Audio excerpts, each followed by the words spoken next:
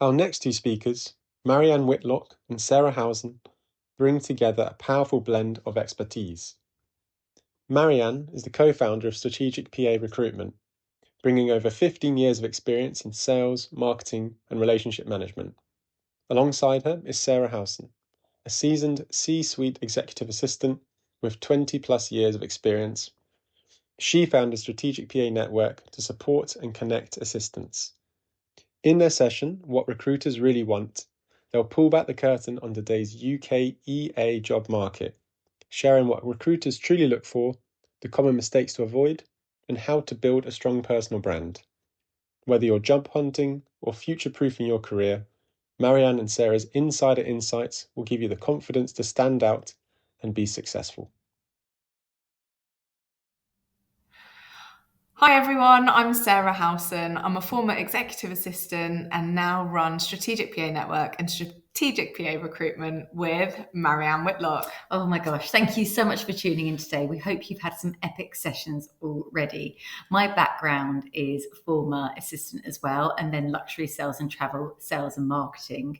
Sarah and I have recruited for hundreds of roles, so we know this profession inside and out. And it's a passion for us as well, whether it's connecting from the network or from the recruitment. It's all about raising the profile of the profession and doing what we can to support it. Completely. So today we want to take you behind the scenes, behind the curtains. We want to show you what recruiters are really looking for when hiring managers are recruiting for a role or being briefed from CEOs. We want to share with you how you can really stand out in a very competitive market. So through this presentation, we've popped some reflection questions, so you'll kind of get a feel for how we're presenting today's session, and hopefully they'll give you a bit of food for thought. To start, we'd love to have a quick story, a real one actually. We had a candidate, let's call her Anna, apply for a role, supporting a dynamic CEO. Her CV was incredible, amazing experience, glowing references. But when the CEO asked her, what value do you add and how can you impact me as a leader, she froze. And she told us that she just didn't do herself justice, and that she said something along the lines of, I just keep plate spinning, and made it really short and really kind of sharp. So she didn't expand, she didn't own it, and she didn't really showcase her impact. So, I mean, ultimately, I'm not sure you'd be surprised she didn't get the job. She just undersold herself. But we knew inside that she had so much more to give. It was so disappointing. And in contrast, another candidate we placed, we'll just call her Leah for now, but in her interview, she was asked the same question. It's one that comes up always, and she had a brilliant answer, something along the lines of like, I give my CEO back X number of hours a week by removing the noise, making them efficient, protecting their focus. And she specifically said that she doesn't just manage the diary, she manages energy. So she gave a really good example. So, same experience level, but Leah had clarity. She had confidence, she owned her impact, and she got the job. And that's what this session is all about. We want to help you move from being just support, to strategic. And knowing how to tell your story when it matters most, certainly when you're going for a new position, is really important. We want to take you behind the scenes, and we want to share our experiences with you too. We're not here to sugarcoat. This is going to be an honest insight from our daily work as recruiters. What we're going to share is based on real placements, real interviews, and real feedback from hiring managers. And it's our subjective view. So please take from this what you want. You'll walk away understanding what separates a really good candidate from a great one, and what you can do to stay visible, stay valuable, and to be competitive. We're also going to share stories along the way, like one we just did, because sometimes hearing what not to do is just as helpful as hearing and knowing what works. We're not going to read out all of these slides, since we've got a lot to get through today. Time is of the essence, and we've got a lot to cover. As we all know, the EA role has transformed over the years. You're no longer seen as just support or, what we've heard of tea toast and typing. You're expected to be a strategic partner, someone who adds commercial value and sees the bigger picture. We recently placed someone in a role where they weren't just managing the diary, they were helping design and implement a new business process across departments, focused on project management skills, always a balance of strengths when it comes to a leader and AEA. That's the new benchmark. Mm-hmm. If you're still describing yourself in terms of someone who is accomplished in diary management, travel, email, inbox management, and expenses, you're a little bit behind the curve. We need more than that.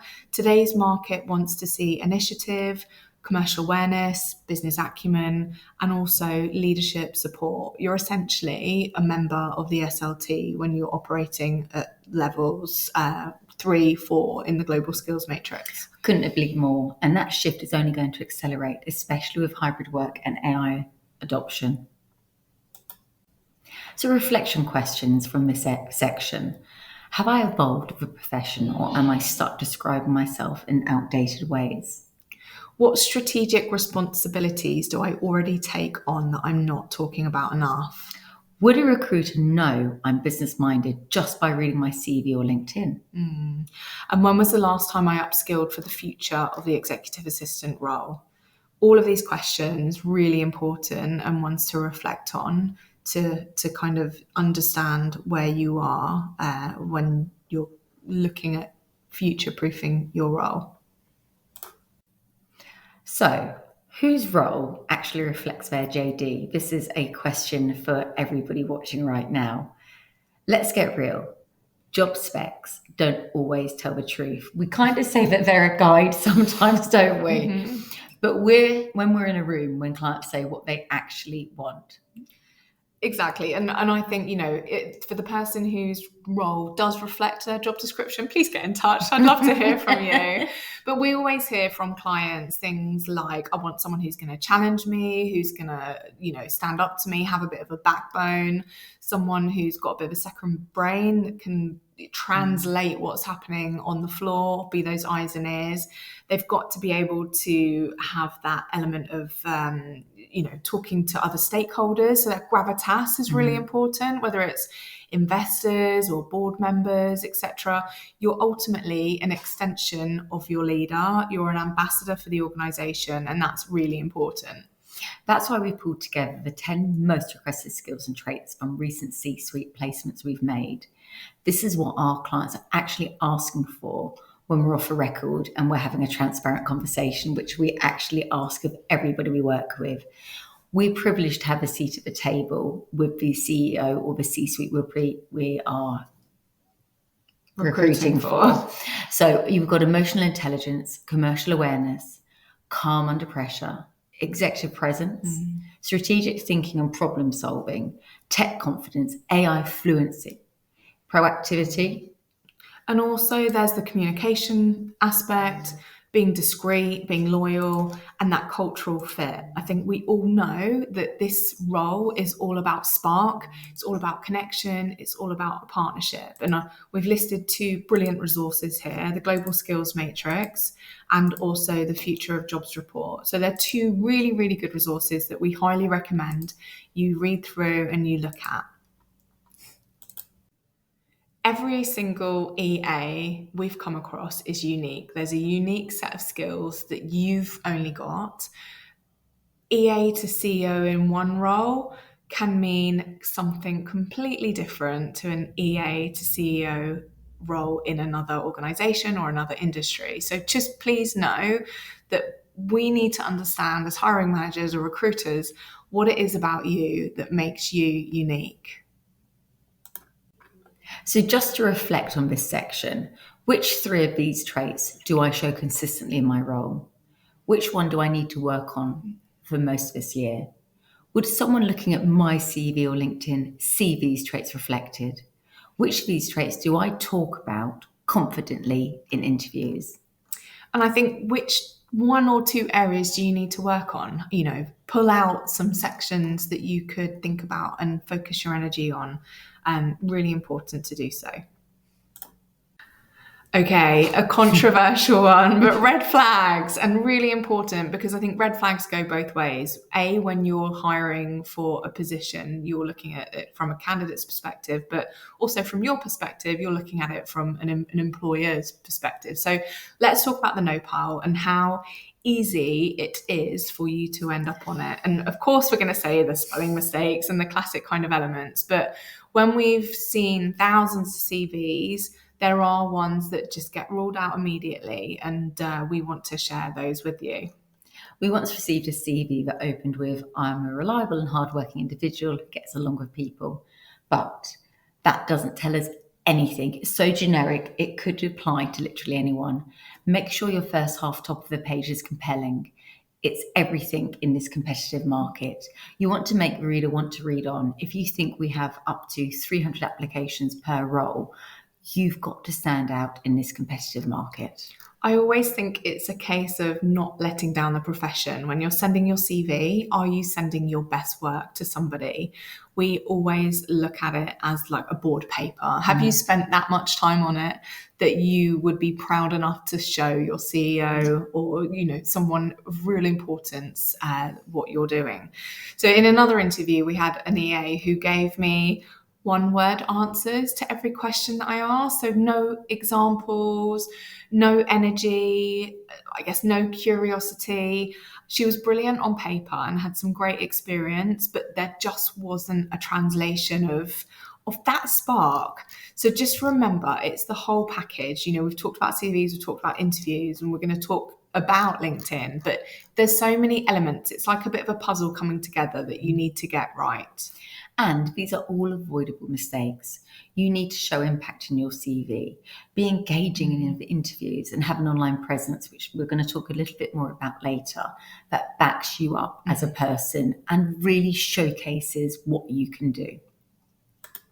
So some reflection questions for this section then. So does your CV and your LinkedIn profile truly reflect you, or does it sound like everyone else's?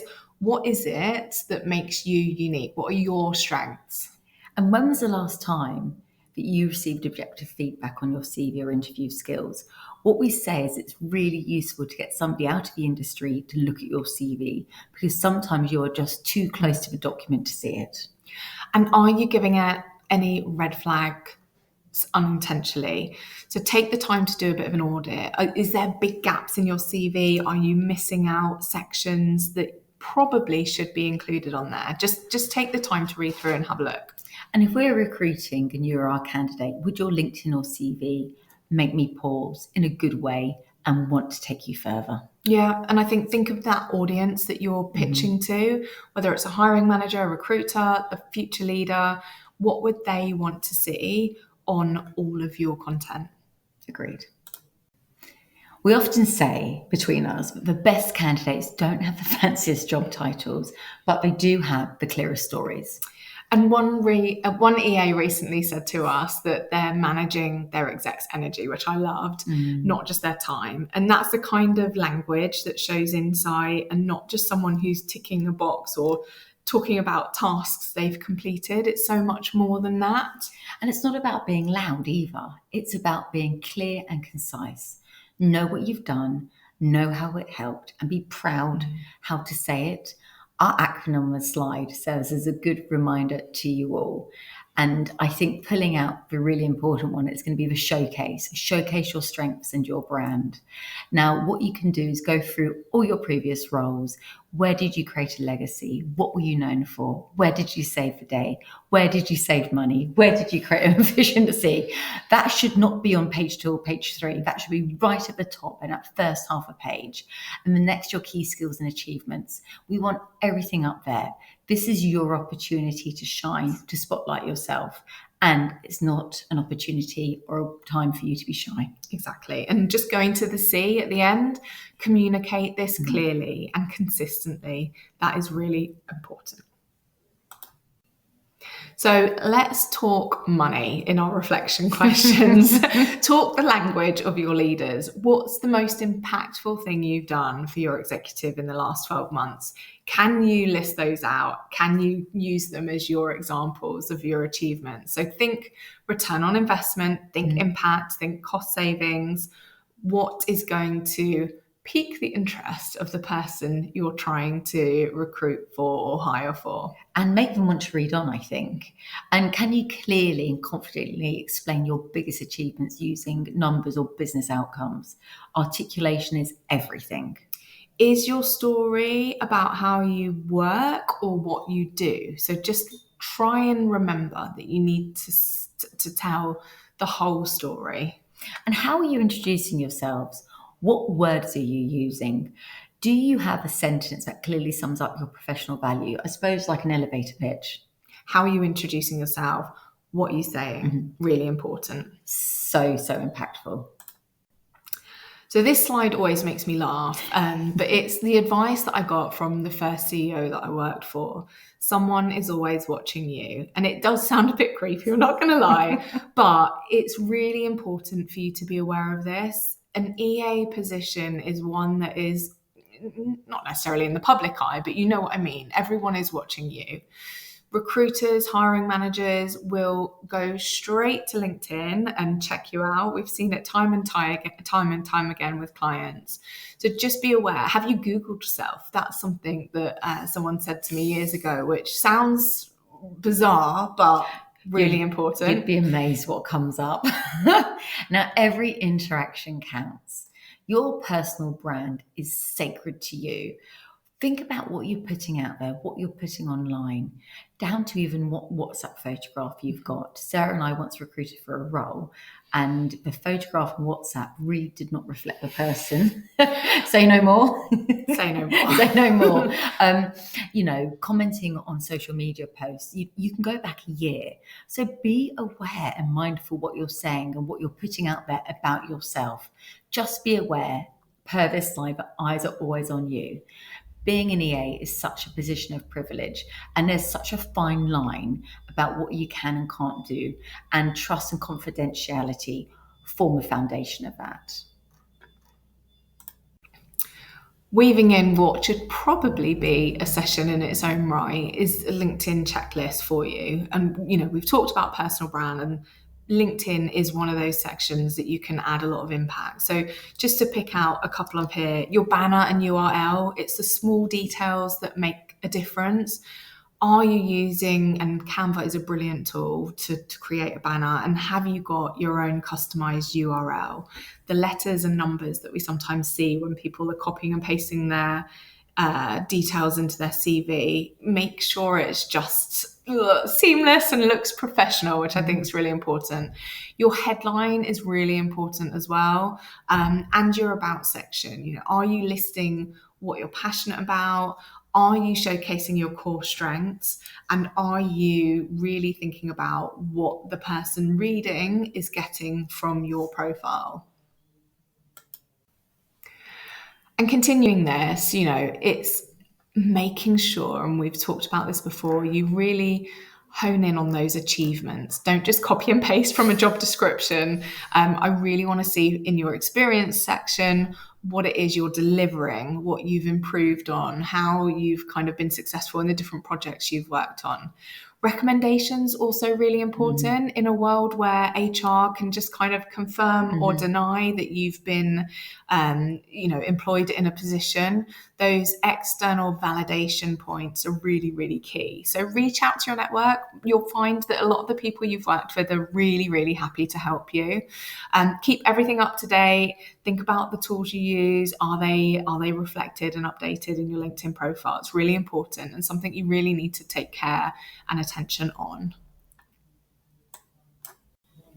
Reflection questions for this section. What does my LinkedIn headline say, and what should it say? Is my LinkedIn helping me to be found for the right opportunities? Does my digital presence match the level I want to work at? And what 2 updates would you instantly improve on your LinkedIn? I think it's remembering that LinkedIn isn't just about getting new positions and for job searching. It's about networking and learning as well. That's definitely a key takeaway I would like to share with everybody. Agreed. So let's lift the curtain a little bit.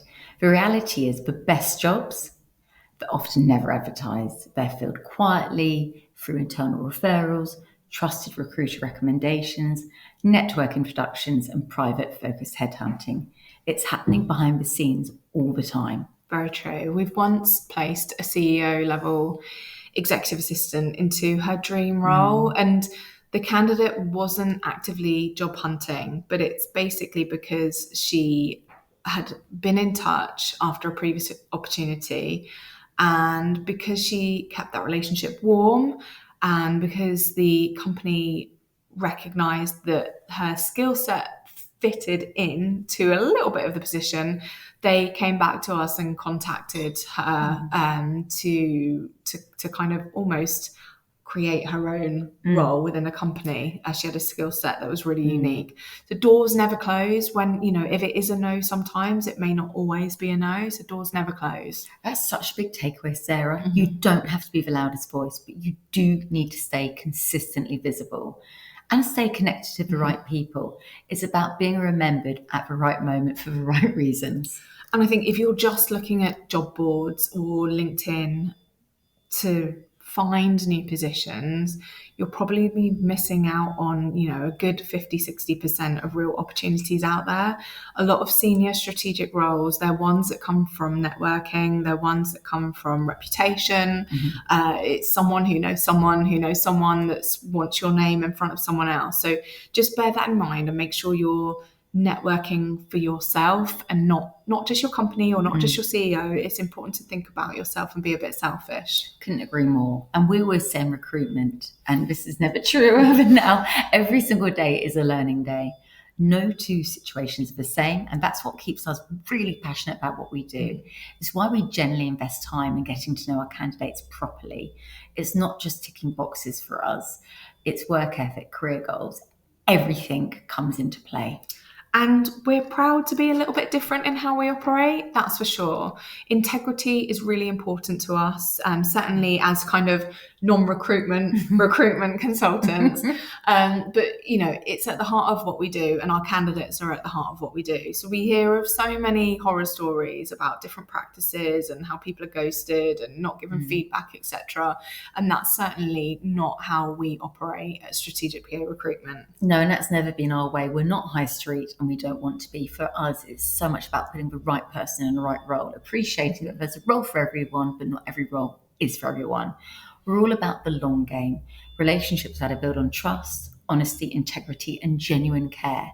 That's why so much of what we do is network driven, and Strategic PA Network forms heart of that, and why our candidates come back to us time and time again, even years later, and also refer us to other organizations as well. So just, a tip here, be consistent, build those relationships with the hiring managers or the recruitment companies that you've worked with. It's a long-term view that you should have with those relationships. No, complete. Reflection questions for this section. Who in my network would immediately think of me for a high-level opportunity?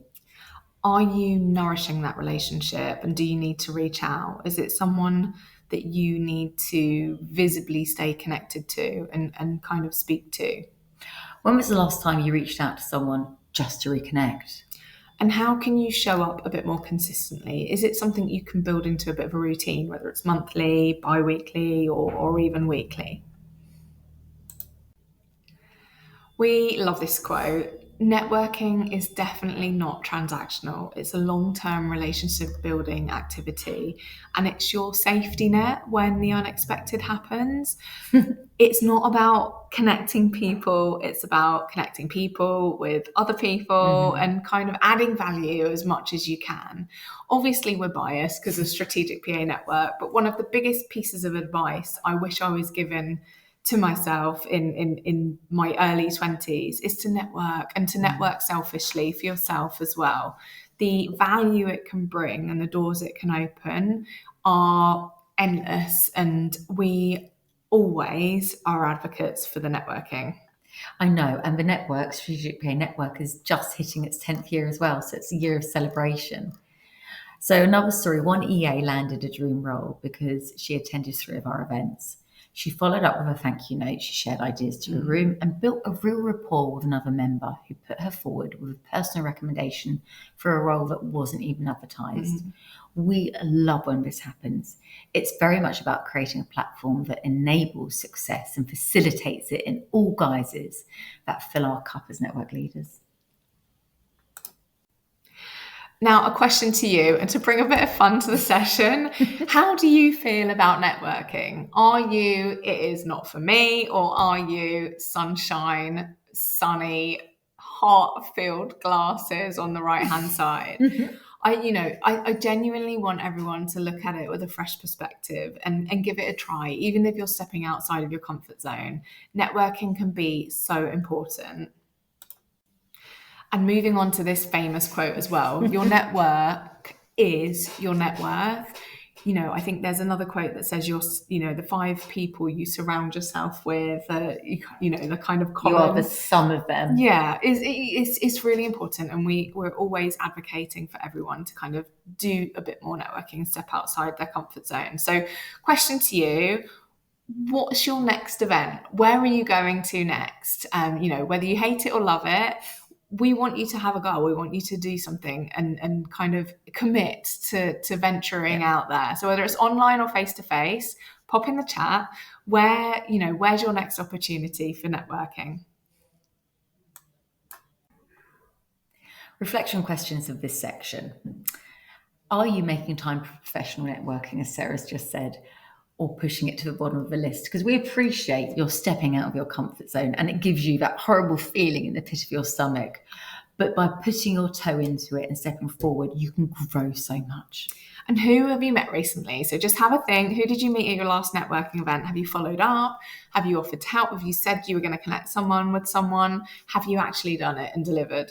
Think about what's one event, one platform, or one group you can engage with this month. Make yourself accountable and do it. And remember and think about, what do you want to be known as? Think about your personal brand. What is it that is important to you? So be intentional when you're networking and kind of really be, I guess, be thoughtful on kind of where you want to go, who you want to be with, and what you want to do and what your aims and goals are. Let's be honest, we don't have 10 minutes to study every CV. It would be wonderful if we did. We scan in 30 seconds. If it's unclear, wordy, generic, it's too much in my face, it's pushed out to the left. It's so important to get it right. And we look for structure, we look for storytelling, we look for standout achievements and standout sentences. So, for example, it's implemented new CRM tracking system, or reducing time by X for using AI procedures and implementing a new system. We're looking for the power verbs, we're looking for clarity. The content is so key. I think a CV really showcases how someone can synthesize information and pop it into a 1 or 2 page, 3-page document and showcase what they're about. Mm-hmm. Don't regurgitate a job description or a list of duties in the same positions. And tailoring it is so important as well. It really stands out when someone has taken the time to match a CV with a role that they're going, whether that's taking on some of the words or the copy used in a client's website. It's really obvious and really important. And one other thing, ChatGPT. We are all for AI and we are all for making efficiencies. But the amount of CVs that look so similar, same format, same words, is really, really obvious and painful for an ex-EA to kind of read through and see. So just think about, what value can you add? How has your career story evolved? And what impact will you be able to make in a future position? Might be obvious, but don't bury your brilliance. You need to be authentically you, lead with it. Ultimately, you can only be yourself. If you're not, it's exhausting. So lead with intention and be authentic. It's always our advice when we give Yeah. candidates interview advice, isn't it? Just be yourself. It's so important to just be you. So, reflection questions for this section. What is the first impression that your CV gives off?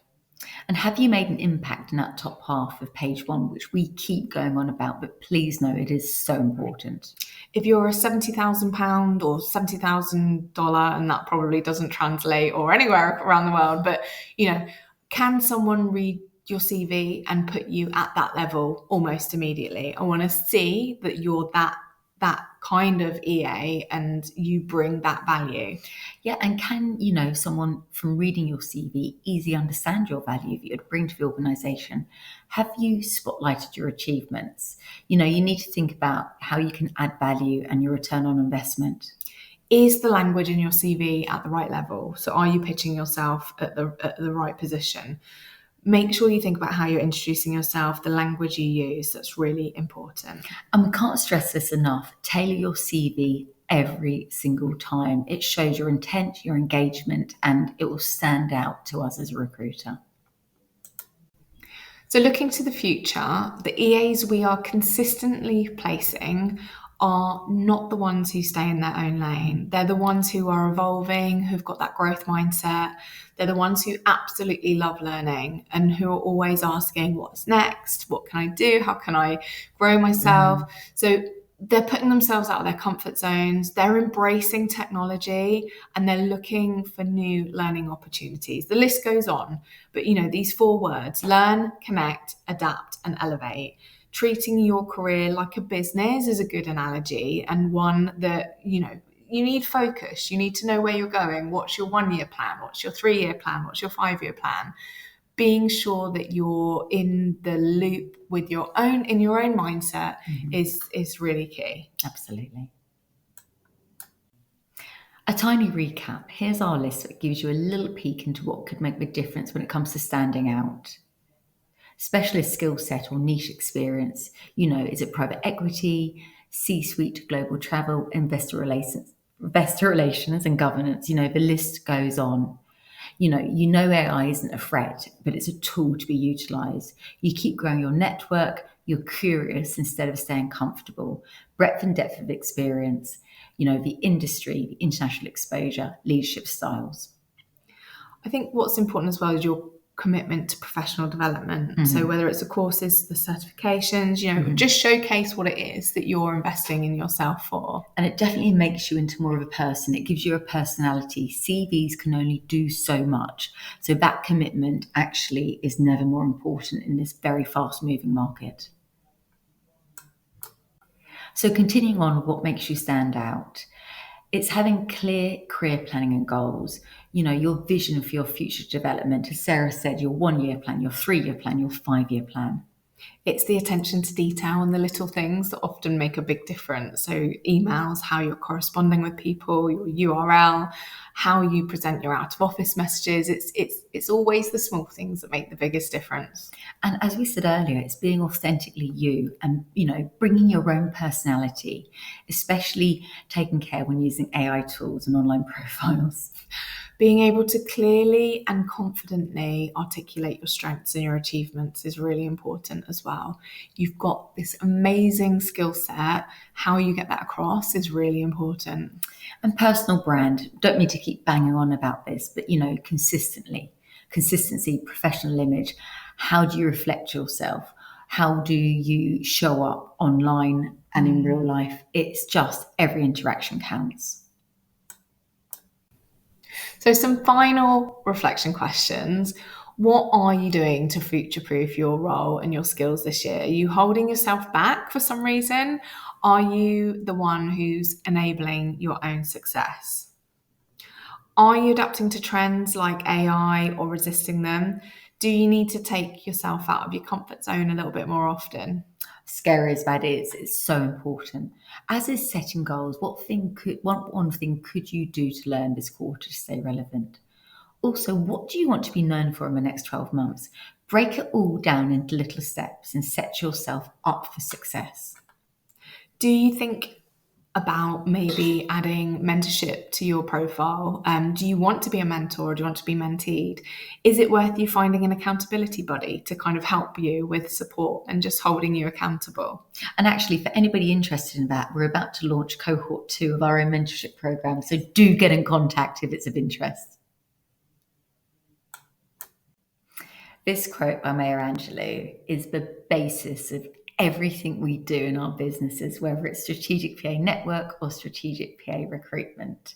Sarah and I, between us, parents 6 boys, we are macro. For us, it's all about creating these amazing relationships, long-term, sharing values, and I suppose creating impact and engagement for our community. Relationships are just so important to us, and it is 100% about how you make people feel. And this quote is just so aligned to the EA role. We love it. We do. Thank you so much for spending time with us this hour. We hope you've taken away some insight. We hope you've written down some questions and reflections, and we hope you've given you a little bit of confidence. So a big thank you to Lucy Brazier and the whole ES Global team. What an incredible resource. 48 hours of pure learning and development. It blows my mind. And globally as well. We'd love to stay connected, whether that's through the network, our events, or just a message on LinkedIn. Please do get in contact. Keep showing up, keep owning your impact, and don't underestimate the value that you bring. We talk to so many EAs who think that what they do every day is kind of ordinary, but it's not. It's so much more than that. You have such a unique position on the organization chart. I often say it's the best role on the organization chart, being an EA.